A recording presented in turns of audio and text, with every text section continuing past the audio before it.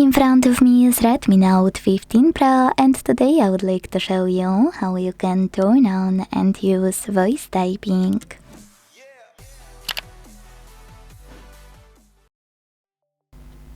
First of all, you need to launch your keyboard and tap on this icon of a microphone at the top right corner. If you can't see it, use this gear instead. Select voice typing here and use this switcher to activate it. When your switcher turns blue, go back and click on No Visible Microphone.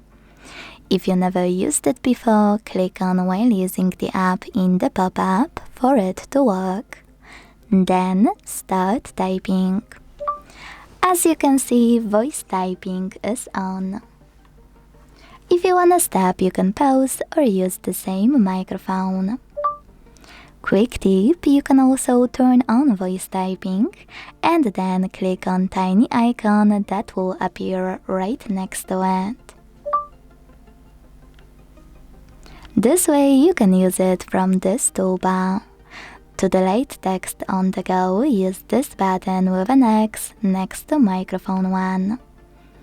If you wanna move your toolbar, hold it, drag it, and place it wherever you want to. To access some available settings, use this button with 3 lines.